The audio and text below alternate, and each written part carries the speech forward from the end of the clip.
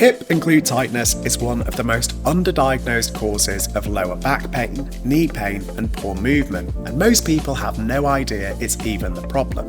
In this video, I'm going to take you through 5 targeted exercises to release and strengthen the hips and glutes, including the piriformis, glute medius, and deep hip rotators.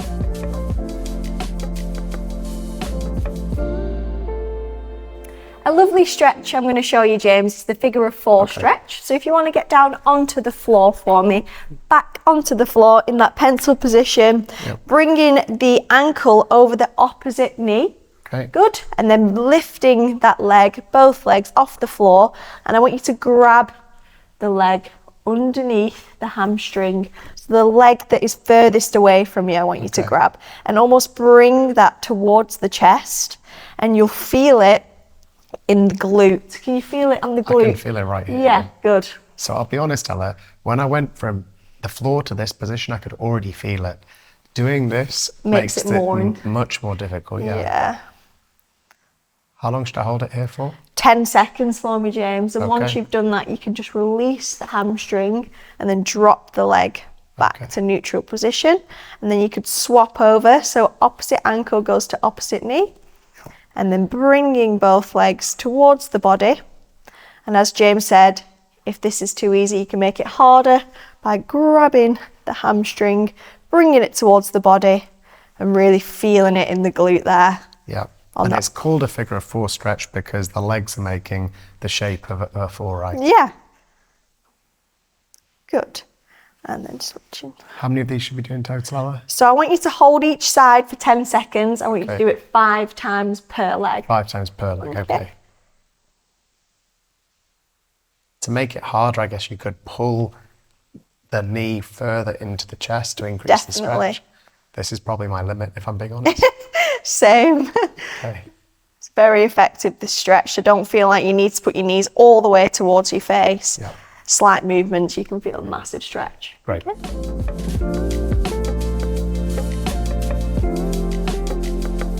So a lovely stretch we can do is the pigeon pose. So it's almost like a half split. So if you want to go down towards the floor as if we're going to go into the splits, which we won't. Okay. I want you to bring one leg, extend it behind the body as the front leg is curling forwards. So you get about a 90-degree angle of that front leg. Okay. It's okay if you can't. So I really struggle with this one. So yeah, it'll be good to show some variations. So I want you to keep your chest upright and keep it parallel to the floor and the wall in front of you, and also in line with the mat in front of you.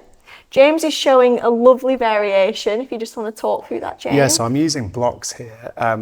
If you want to make it a bit easier, you could probably come up here, or more difficult, you could lower the blocks as such. If you want to make it harder, like Ella's doing, you could remove the blocks totally. And then to make it even more difficult, you can come down onto your forearms. I'm not flexible enough to do that, so I won't do it, but Ella will demonstrate nicely here. And where should we be feeling this stretch, Ella? So with the leg that's leading in front of you, you should feel it in the glute of that forward leg. Okay. And how long should we be holding it here for? I would hold this for around 10 to 15 seconds. Okay. 5 times per leg. Okay. Okay, so if you want to show the other leg. Good. Bringing that leg forwards.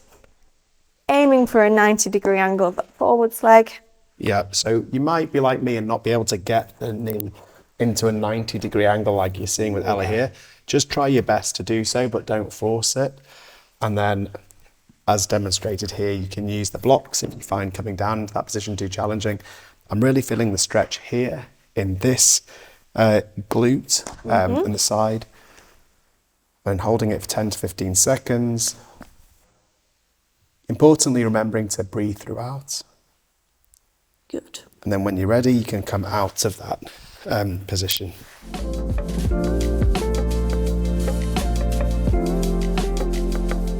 A lovely stretch we can do in standing, James, for our lower body is the figure of 4 stretch. So you can use a support or you can try it without, whatever's best for you. I want you to drive one leg so the ankle reaches the opposite knee, just above the knee, and kind of squat down on that supported leg and push the bent leg, knee, outwards so you can feel a stretch in that glute there. Can you feel it? I can, yeah. So it's achieved once you push that knee out, down towards the floor. Good. Yeah, and I'm sitting back, so my bum is going down to the floor and back slightly, and I'm really feeling the stretch there as I go deeper. You'll notice that I'm using a chair here. It's important for support, for balance. Don't try attempt it and fall. We wouldn't want that to happen to you. So whichever side you're doing it on, it's important to have that support there. It could be a chair, it could be a surface that's stable. And as I said, if you sit back slightly, you'll feel that stretch coming into the glute there, holding it for what, 10 to 15 seconds? Perfect, yes. Okay. 10 to 15 seconds, 5 times per side. That's great.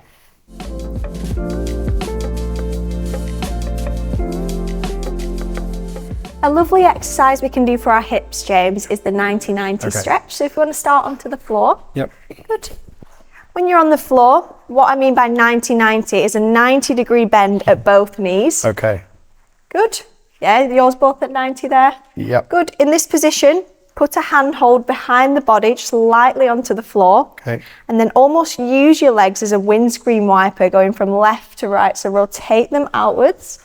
Good. Until the knees touch that floor. Yep.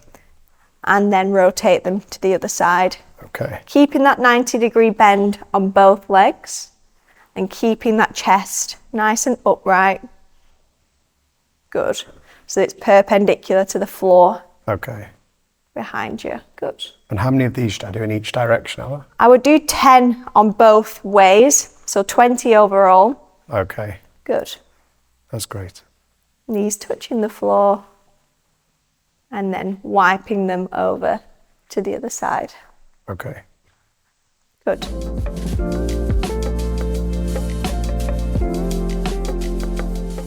So we're going to show clamshells. Okay. So if you want to go down into the side lying position. Yep.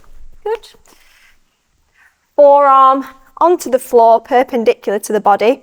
Curl the legs up slightly so that you've got about a 90 degrees flexion of the knee, so a bent knee. Okay. Keeping the feet together, I want you to rotate the knee upwards towards the ceiling, keeping the toes together and the feet so that you feel a contraction in the glute, yep. in the bum there. Good.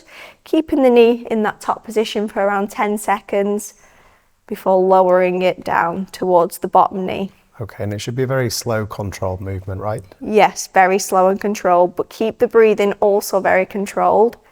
Don't hold the breath. And Ella, I'm feeling it just there, is that right? That's perfect, James. That's where I want you to feel it. Okay. So I want you to lift the knee with the contraction of the glute. Okay. I want you to feel the squeeze off the bum in that top position. Yep. Good. Before lowering it, stacking it onto the lower knee.